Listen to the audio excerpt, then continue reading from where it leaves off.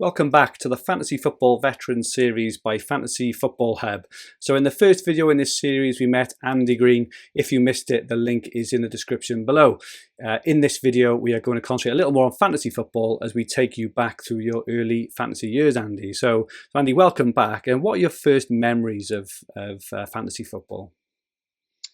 I think the first memories are playing, I'm pretty sure it was a Telegraph game. Possibly the Sun, when you had to buy the paper. I think it was on a Thursday to get a token, a code, to then go and make your transfers. And then, of course, you start taking it a bit more seriously because you obviously like the game and you're doing pretty well. And then you might not be able to get hold of the paper. And I remember scrambling around, like asking everyone in school if they had the paper, and then not being able to get a copy of it, and then not being able to do my transfers that week. So I'm glad we have evolved from that scheme.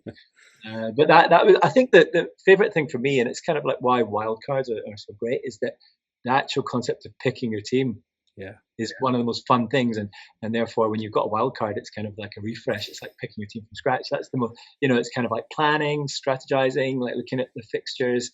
So that's really my first memories. Although I would kind of say I started being involved in that sort of thing with Championship Manager. I was addicted to Championship Manager at university. I mean, I remember playing 3-4 hours at a time. I would set up my team and play.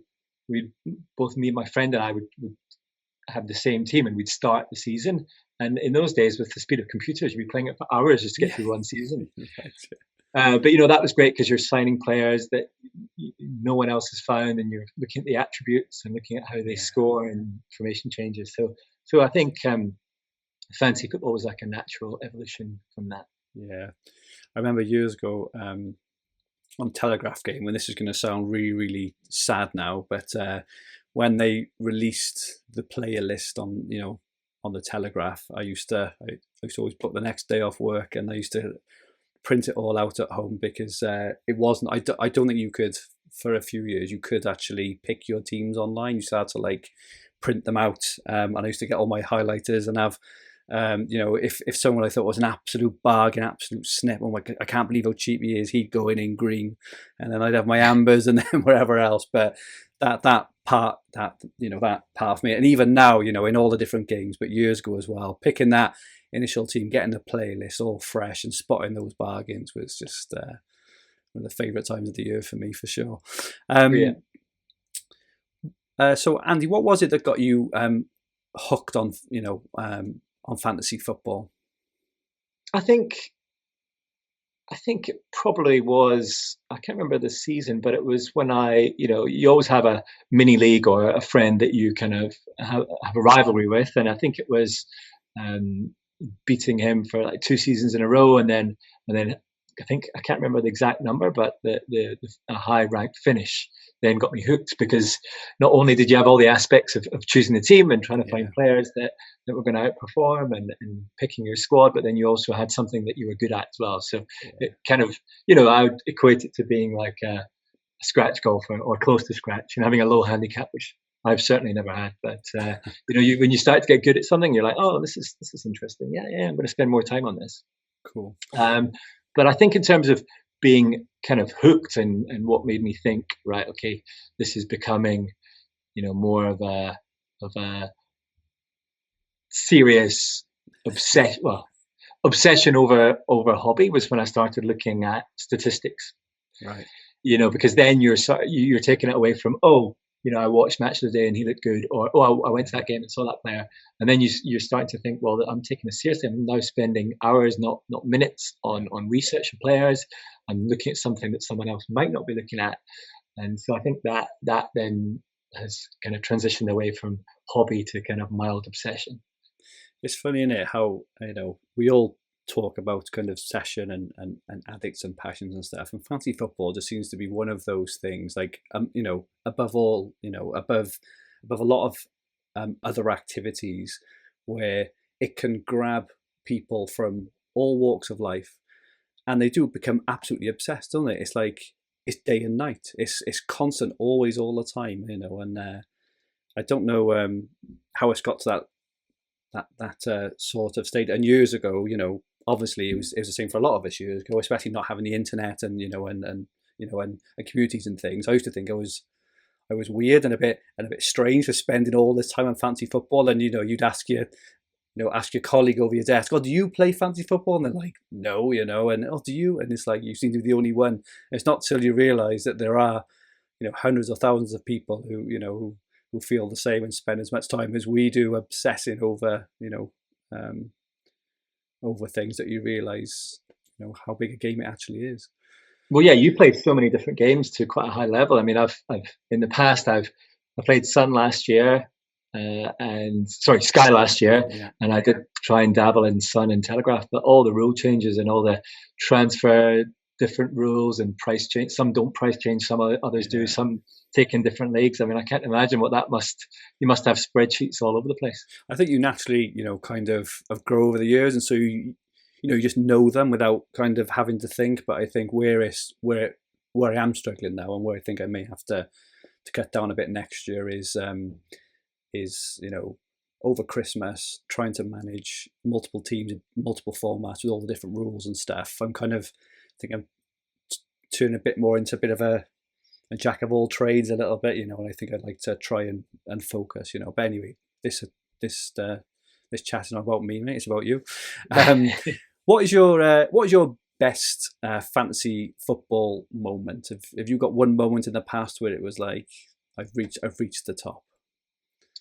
Yeah, well, I think the obvious one for me was last game of the season last year. I think I went into the last games ranked somewhere around 30th overall, or maybe I was slightly higher than that. And I was with a bunch of people from the fantasy community in the pub in Marylebone. And I thought, right, captains, everyone's talking about which captain I'm going to pick and everything. And I thought, right, well, I can't go Salah because everyone around me is going to go him. So I want a last jump up the ranks. So I picked Mane instead of over Salah for the captaincy. And I think Mane scored and assisted that game, or certainly scored anyway. And I didn't know where I was finishing because I hadn't monitored that many players around me to see who had done what before the game closed.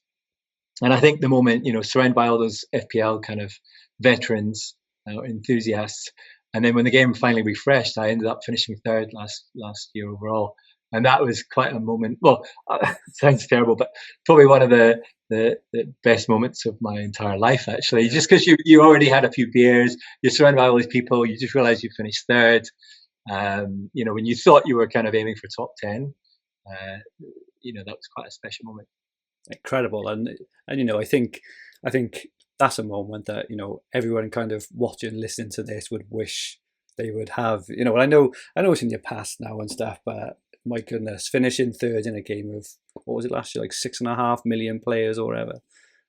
Absolutely incredible achievement, and that moment for you, as you say, being in a pub with your mates after a few drinks, they all love FPL. It must have just been absolutely fantastic, and I'm very envious in a positive way, but it must have been amazing.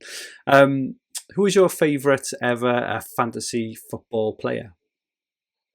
Well, there's been many over the years. I've been playing FPL since 2006-07 was my first season. But I think just in terms of consistency, and now certainly last season, he helped me kind of climb the ranks before the shutdown. But it's got to be Sergio Aguero, simply because he's the sort of player that can score 3, 4, 5 goals in a game. It's very consistent. I think now he's actually more. I like him more now than I did seasons gone past because he's not in everyone's team now, and it's something I've been looking at. Looking at strategies for next season and everything else. If you've got a player like Aguero, yes, he's expensive, and people are like, oh well, he's not nailed on, so I'm not going to have him. Well, just look at some of those returns he got. I mean, I just look at some of those returns he got for me this season when no one else had him coming back from injury.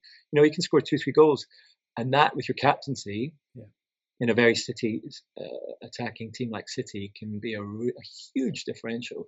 But I just love his explosiveness. I just remember the moment when he scored when they won the league.